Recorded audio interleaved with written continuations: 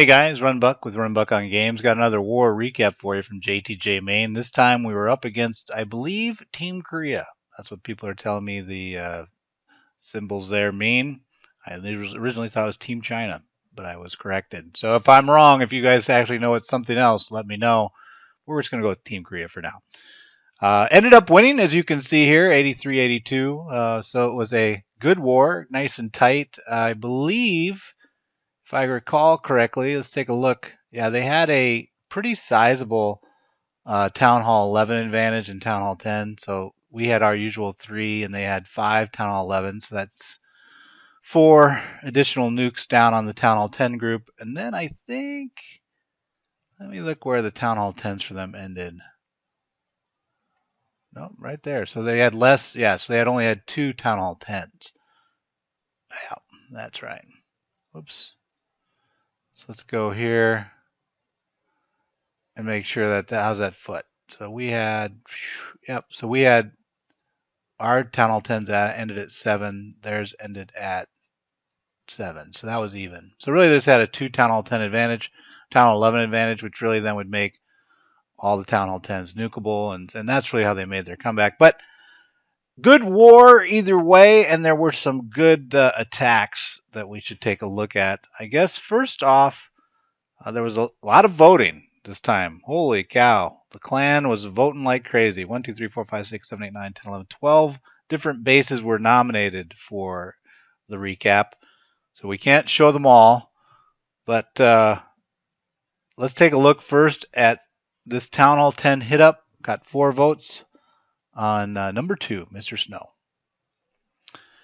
Always good to see a Town Hall 10 hit up get reasonable percentage. I'm still a big debater myself on if it's a tight war where you think the other clan is capable, if it makes a lot of sense, but it's definitely debatable. So he's actually repeating, I'll show you in a minute, an attack that I attempted. This was the second hit with the game plan of rolling this queen walk this direction and then doing a cut with a bowler push into mid, right? So that's what he's trying to do. Let me speed it up a little bit here. You guys are having a good time watching this.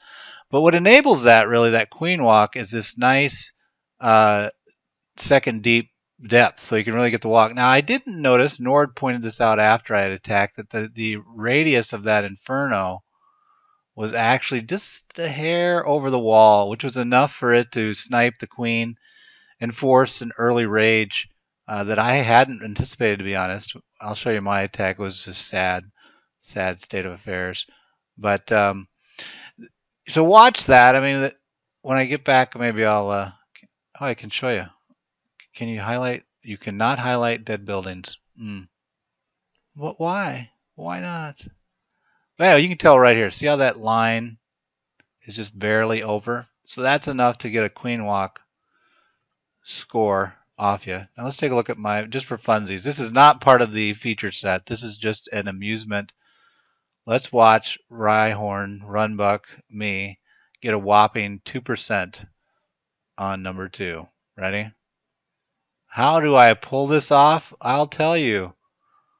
I brilliantly drop my wizard cuts, and then I totally get slaughtered because I didn't drop my rage. I forgot. And then it looks like I rage quit, but actually, for the first time ever, I got a sync error and it kicked me out of the game right here. I guess the Clash gods knew at that point. It's like, Tim, you are going to be quite disappointed in this attack no matter what you do, so give up now. The second attack, though, that we do want to look at for real is, I guess let's take a look at Jit's attack on 15. He got all 5 votes here, I think. It was a fresh attack? Nope, it was a 4th attack on the base, so it was giving us a lot of trouble. And he executed a very nice HeGi Bo Ho, as I call it. I know others call it HG HB or something, but let's just call it HeGi Bo because that's actually what's happening. So the healers and giants here, the HeGi part, and then you got the wizard cuts followed by the royals pushing in. And then he's going to drop his bowler team. Now, Notice what he really takes advantage of here is how the ADs are back positioned. So he's got a lot of time for that healer push to actually work the base and not have his healers at risk, which I think, as I've mentioned before, is the key. So this vector is, I think, what really made his attack work out really well. And then this dead space in the middle is also a telltale sign for thinking HeGi bow, in that it gives you a nice known pathing where it's not typically going to drive into the core. The giants won't target that. They won't bang through that wall. But he does use some nice hog action to basically clean up off distract. He's surgically deploying them in. So that's very nice. A lot of good stuff. And keeping, basically, in doing so, keeping the giants in this tight circle as they work around the base. And again, look, just one hog at a time, leaving him with 2 swag heals at the end for the 4th of July show in the middle and the win. Congratulations, Jit. Nice attack. Let's look at, for our third, Twistadude. I don't know if Twistadude actually is like a big fan of Twister or what the behind story is to Twistadude, but he had 2 great attacks this war. I think he had a 6-pack this war. This is a fresh attack against a mid-level base with mid-level. So it's pretty even peer, right? It's hitting up slightly actually on the Royals. So let's take a gander at it. Another HeGi bow. So we have some members of our clan that just are exhausted from HeGi bow. They just can't take it anymore. Too many.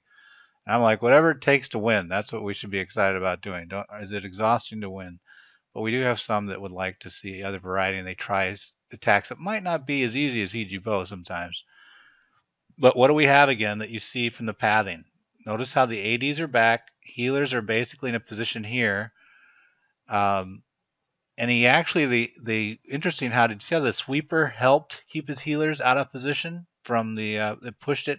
Basically, there's a pushing action away from where he wanted to be. I mean, basically, it helped him. So it's interesting. Sometimes you can look at the positioning of the air sweeper on the walk of the HeGi bow and be like, well, is that going to keep my healers basically versus the straight path, which might have them at risk right here? The fact that the healers get pushed out here, actually keeps them out of range. So an interesting nuance on that attack, but either way, he also had, I don't know if you guys saw it, but also nice value out of the baby drags. That was one of the big comments, is that he got huge value out of the minion. He started with minion cuts, basically minion cuts here, and then there was a baby drag. I'll put a B there and some minions. But that baby drag made it all the way down to here. So often not realized, but a lot of value. I think Chess checked 1, check 2 made the point of how, although there's a lot of value out there a lot of times with minions that people don't tap into. Let's see, bonus round. With so many nominations, I guess we're gonna have to show a.k.a. because he got 4 votes. Spell usage, and it was boss. And Jek 1, Jek 2 was like, this is a second attack on the base. And Jek 1 had more of a Rube Goldberg type attack on the base, where it was really complicated, a lot of moving parts, and it kind of imploded on itself. Whereas A.mag was just in your face, well executed. HeGi bow, make him pay, right? So here we go. So we get the queen walk moving. We're getting a nice cut established. I'm assuming, well, this isn't really HeGi bow, is it? We've got the king. Basically, it's a king suicide, and then a queen walk off this flank, and then it was a healer. It's a Hiva. So that's not actually not surprising, because that's why I don't know the actual use, because I didn't look at this one. So it was really a 2-flank Hiva. So he king suicided one flank, and then a queen walk for the other flank, and then he Hiva'd off the other side to kind of drive off the dead zone and work that angle while the queen just took care of this one box over time. And probably that was the big recognition, is to realize that the queen walk moving this direction could handle everything by itself while the Valks pounded away down at low, because he has quite a bit of stuff left. And then really it separates out. basically takes care of his plan to take care of this, and then the base becomes a rather narrow translation simple base by allowing the queen to basically handle that and the king walk to do the other angle. Pretty good. All right, A-Meg, high five to you. Is anyone else where they were like, why not show 5 this time? It was so good. Well, I did show my horrible fail. Does that count? Well, let's do this. Let's go for a bonus Town Hall 11. Supposedly Nord's hit on. Oh, that was another hit up. Yeah, Nord's hit. This is a Town Hall 10 hit up for a high percentage. I think 96% as a Town Hall 10 hitting this base. So let's take a gander at what he actually did there. 4 times speed. So, oh, that's right. Yeah, he had a ton of baby dragons to get the percentage. And so at that point, what's he at? 26%. Oh, and he's going to just have a, what is he got, a baby dragon factory over there? And then the usual run for the roses, Valks to the core to get to 46%. Wow, 3 different phases. Interesting. And then 54. 2-star, no less. But they had given it, so the run for the roses through the usual Valk push into the Town Hall and beyond. And then that leaves him the king and the queen to get, I guess he got about, what 5 percentage points out of that? I wonder if he would have done better if he would have had those with the Valks. So that he would have had shielding. Probably was trying to be conservative and make sure at least he got 1. But how could he miss that Town Hall? Who knows? It's a mystery of the war. We'll never know.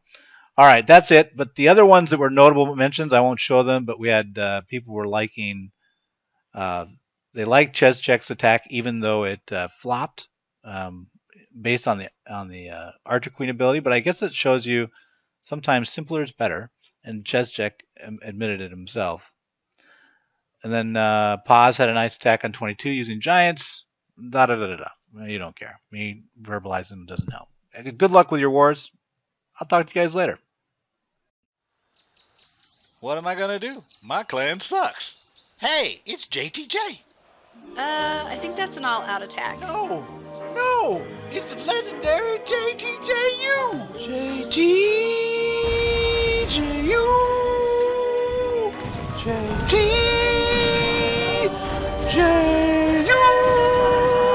What? I like right on.